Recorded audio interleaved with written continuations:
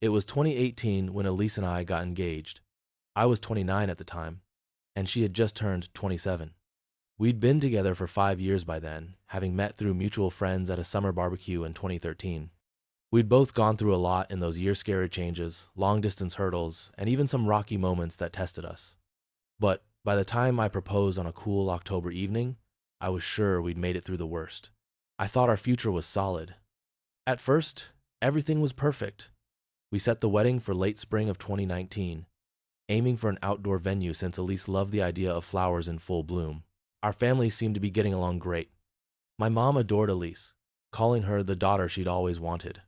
My dad, who was 56 and had always been the life of any gathering, took an immediate liking to her too. In hindsight, that's where things started getting weird, though I didn't see it at first. Dad had always been charismatic. Growing up, I idolized him in that way a kid might look up to a superhero. He could walk into any room and light it up with his stories and charm. Whether it was recounting his wild days on road trips across the country in his 20s, or his misadventures during his short stint as a salesman, he had a way of making even strangers feel like old friends. But as I got older, I noticed there was a flip side to that charm. He liked attention a bit too much. He had this habit of playfully flirting with women, even ones he had no business flirting with. My mom would laugh it off, saying, "Oh, that's just your dad being your dad, and most people seem to brush it aside." He'd wink at waitresses or make overly friendly comments to random women at parties, but it never escalated into anything serious, at least. Not that I knew of. So I told myself it wasn't worth worrying about when he took an interest in Elise. "Your dad's harmless," Elise reassured me once when I brought it up casually. "He's just got that playful dad joke vibe.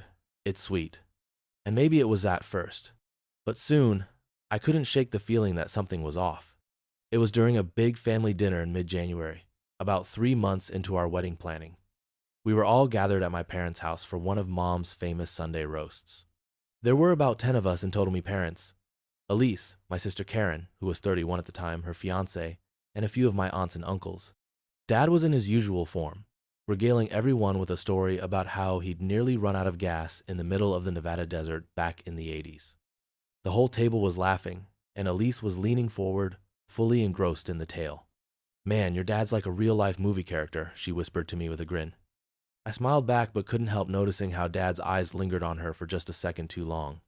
Later that night, as we were leaving, Dad called out to Elise, "Hey, you better take good care of this guy. He's one of the good ones." She laughed and gave him a playful hug. It wasn't a big deal, but it planted a seed of doubt in my mind that kept growing.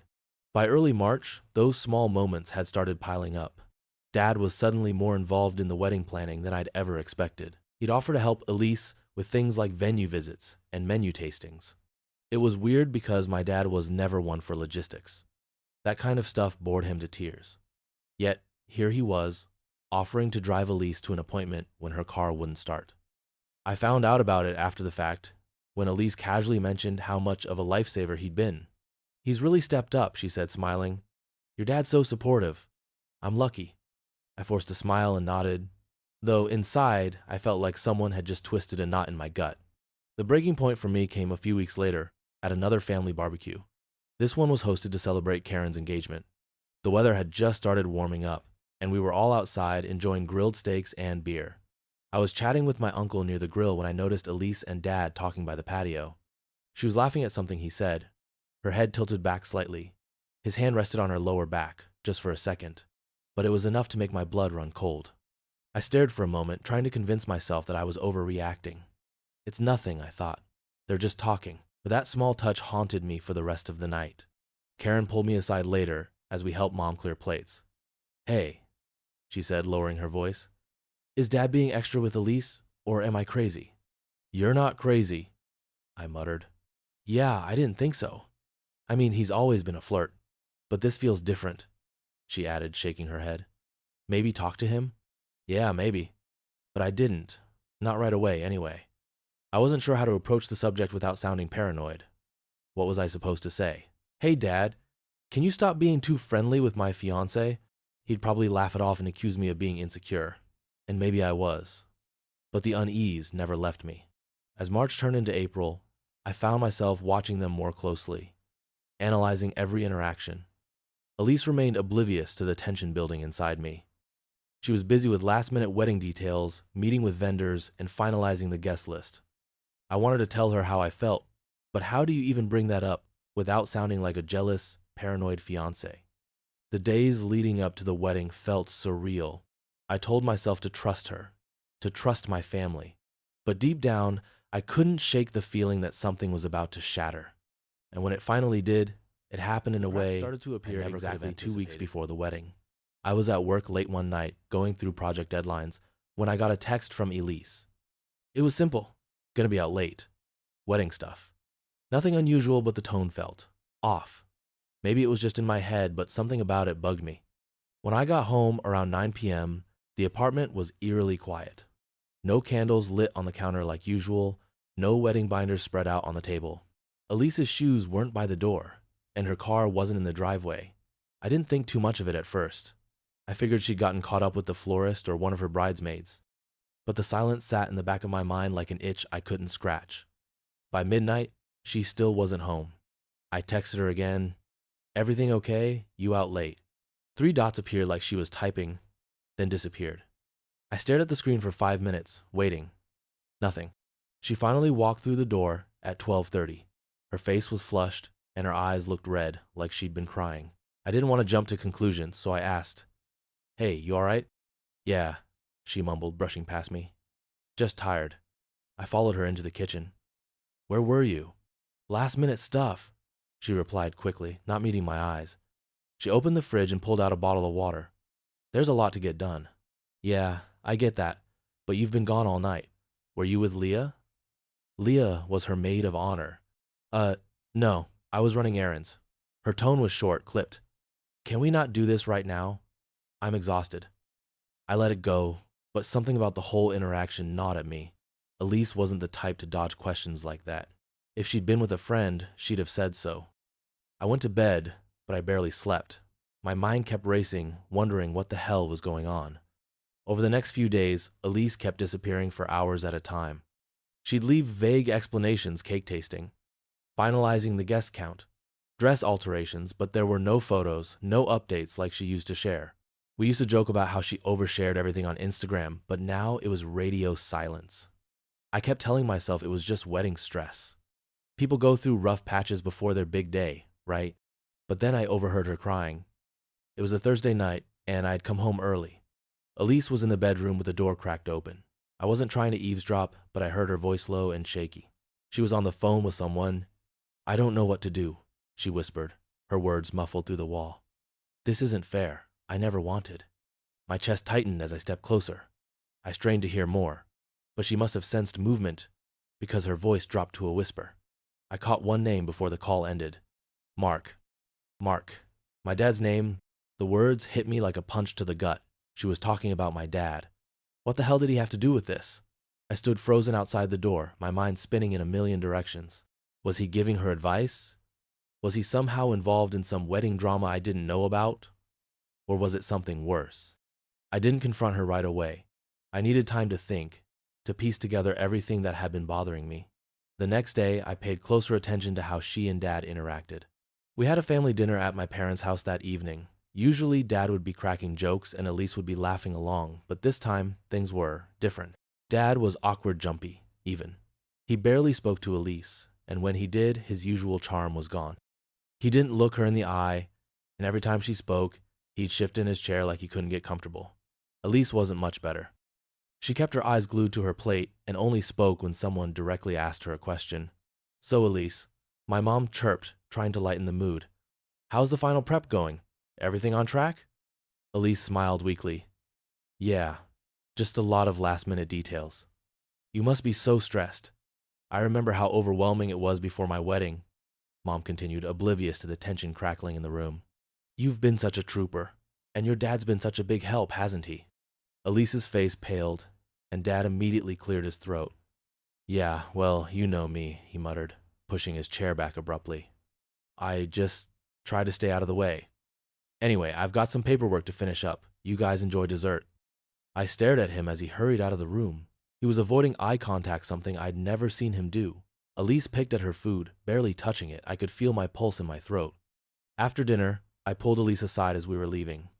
Hey, is everything okay with you and my dad? Her eyes widened slightly, but she quickly masked it. What do you mean? I don't know. You both seemed weird tonight. Did something happen? She shook her head too quickly. I mean, not really. He's just stressed, I guess. Stressed? About what? He's not the one getting married. I don't know, okay? She snapped, her voice sharper than I expected. Can you just drop it? I'm exhausted. I clenched my jaw, fighting the urge to press her harder. Fine. But if something's going on, you can tell me. Nothing's going on, she whispered, her eyes darting away from mine. But I didn't believe her. The pit in my stomach grew with each passing day. I couldn't shake the feeling that something was unraveling beneath the surface, and no one was willing to talk about it. Elise continued to disappear for hours at a time, and Dad started acting more distant than ever. He barely answered my calls, and when I did manage to catch him, his voice was strained like he was trying to dodge me. It all felt like a slow-motion car crash. I was helpless, stuck watching from the sidelines as my world crumbled piece by piece. Whatever was going on between Elise and my dad, it was only a matter of time before it exploded. It was late, and Elise and I were in the middle of a heated argument. The past few weeks of tension, late-night disappearances, and evasiveness had finally boiled over. I couldn't keep pretending nothing was wrong. Just tell me what's going on, Elise, I shouted, pacing in our living room. You've been acting weird for weeks. Hell, probably months. You disappear, you avoid my questions, and I know it has something to do with my dad, so stop lying and just tell me. Elise froze. Her arms were crossed tightly over her chest, her face pale and drawn. For a moment I thought she'd keep up the charade, that she'd deny everything like she had so many times before. But instead her shoulders sagged. Fine, she whispered, almost too quietly to hear. I stopped pacing, my heart pounding in my chest. Fine? What does that mean? Tears welled in her eyes, and she looked away, as if saying the words out loud might kill her. It happened last year, she finally said, her voice trembling. I was drunk at your parents' house after one of the family parties, and I slept with him. The words slammed into me like a brick wall. You what? I barely recognized my own voice. It was low, dangerous, like a growl. I'm sorry, she sobbed, covering her face with her hands. I was drunk, and I made a terrible mistake. I didn't mean for it to happen. It was stupid and disgusting, and I've hated myself every day since. I didn't know how to tell you, and I didn't want you to find out like this. I couldn't breathe. The room tilted slightly as her words echoed in my ears. She had slept with my dad. My dad. Not some random guy at a bar, not an ex she'd reconnected with. No, she'd crossed that line with the man who raised me. For a second, I thought I might throw up. You didn't want me to find out like this? I repeated, my voice shaking with rage. You didn't want me to find out at all. You were just going to keep this shit hidden forever, weren't you?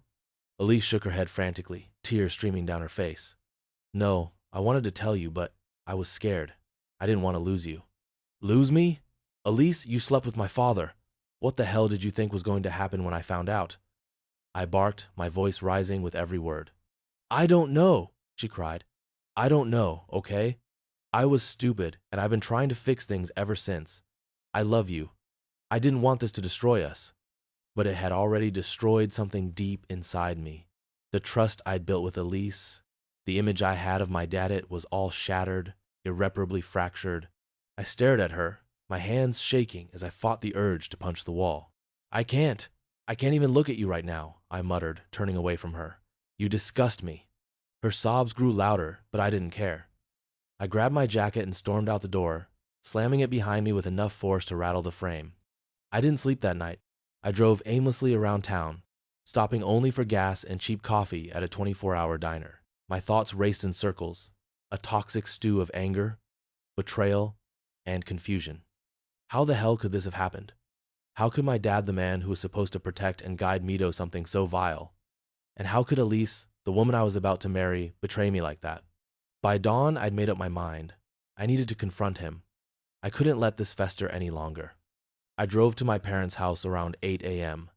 Dad was in the driveway, washing his car like it was any other normal Saturday morning. He didn't see me at first, humming to himself as he scrubbed the hood with a soapy sponge. The sight of him, so casual and unbothered, sent a fresh wave of fury coursing through my veins. Hey! I barked, slamming the car door shut. Dad looked up, startled. Oh, hey, son, he said, shielding his eyes from the sun. Didn't expect to see you this early. What's up? I stalked toward him, fists clenched at my sides. You know damn well what's up, I snapped. His expression faltered for a split second, just long enough to confirm that he knew exactly why I was here. He dropped the sponge into the bucket and sighed, wiping his hands on a towel. Let's talk inside, he said quietly. I followed him into the house, my heart hammering like a drum. We ended up in the living room where he sat on the couch and gestured for me to sit. I stayed standing. So? I demanded. You gonna explain yourself, or are you just gonna sit there like nothing happened? Dad ran a hand through his graying hair and sighed again. Look, I'm not gonna sugarcoat it. What happened between Elise and me was a mistake. A really bad one. But it was a one-time thing, and it meant nothing. We were both drunk, and things got out of hand. I laughed bitterly. A mistake? You call screwing your son's fiancée a mistake? Son, I'm not proud of it, he said, his tone infuriatingly calm. But we all mess up. You can't let this ruin your life. You've got a future with Elizabeth. Throw that away over something that happened a year ago. I stared at him in disbelief. Are you serious right now? You think I'm the one ruining my future? You and Elise are the ones who destroyed everything. Come on, son. Don't you dare call me that, I snarled, cutting him off. You lost the right to call me your son the second you decided to betray me. Dad leaned forward, resting his elbows on his knees. Look, I know you're angry. Angry? I laughed again, the sound bitter and hollow. I'm way past angry. You were supposed to be my father, my role model, and now I can't even look at you without wanting to break something. Silence hung between us like a heavy fog. Dad finally sighed and shook his head. I don't know what else to say. I'm sorry. I screwed up. Sorry's not gonna cut it, I muttered, my voice cold. Without another word, I turned on my heel and stormed out of the house. I could hear Dad calling after me, but I didn't stop. I needed to get as far away from him as possible before I did something I'd regret. As I drove away, one thing became painfully clear. This wasn't something I could just from the world. I barely ate, barely slept. I ignored calls, texts, everything. My phone lit up constantly with notifications, mostly from Elise. Please, Alex, we need to talk. I'm so sorry. I'll do anything to make this right. You can't just leave me like this. We're supposed to be getting married in 2 weeks. The messages went from desperate apologies to guilt trips. I didn't reply to a single one. What was there to say? She destroyed any chance of a future between us the moment she crossed that line with my dad. I could still see the look on her face when she confessed, hear the tremor in her voice. It didn't matter. No amount of tears or regret was going to change what happened. My mom finally got through to me a few days later. I had just gotten out of the shower when my phone rang for the 3rd time that morning. I saw her name on the screen, and against my better judgment, answered. Alex, honey, she said, her voice shaky. Please tell me what's going on. Your dad's been acting weird. Elise looks like she's been crying nonstop. And now Karen's telling me you haven't been to work all week. What's happening? I let out a bitter laugh. You really want to know? Fine. Dad slept with Elise. That's what's happening. Silence. For a moment, I thought the call had dropped. Then I heard a sharp intake of breath. What? You heard me, I snapped. Your wonderful husband and my fiancé decided to screw around behind my back. Literally. Oh my God, she whispered. Alex, I had no idea. Of course you didn't. Nobody ever expects shit like this, right? I interrupted. I was too angry to hear her try to find words of sympathy. Alex, please don't let this destroy us, she said after a long pause. Her voice broke slightly and I could tell she was fighting tears. We're still your family. I know what they did was unforgivable, but you can't let this tear everything apart. We can get through it. You can get through it. Can I? I asked coldly. Because right now, I don't see how. She didn't have an answer for that. I hung up before she could say anything else. Meanwhile, my dad had the audacity to act like we could just talk things through and move on. He sent me a text that same afternoon. Son, let's meet up. We can talk. I know you're hurting, but you shouldn't let this drive a wedge between us. Family is everything. You'll be miserable if you keep holding on to this. I stared at the message, my jaw tightening. Family is everything? Was this guy serious? He'd destroyed any sense of family the moment he betrayed me. And now he wanted to guilt-trip me into pretending it never happened for the sake of appearances? It was like he expected me to sweep it under the rug so we could all pose for happy family photos at Thanksgiving. 2 days later, he tried again, this time inviting me out for a drink. I wasn't going to go at first, but a part of me wanted to face him, to look him in the eye and hear what bullshit excuse he was going to feed me. I showed up at the bar around 7 p.m. It was one of those places Dad liked low lighting. A bunch of old guys drinking whiskey neat, classic rock playing softly in the background. He was already at a corner booth nursing a beer when I walked in. "Alex," he said, standing up like he was about to hug me. I raised a hand to stop him.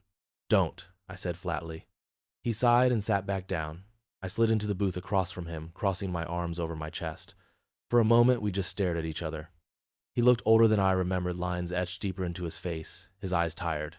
Good. I hoped this whole situation was eating him alive. "Thanks for coming," he finally said. "Don't thank me. Just get to the point," I replied. He exhaled slowly, like he was trying to gather his thoughts.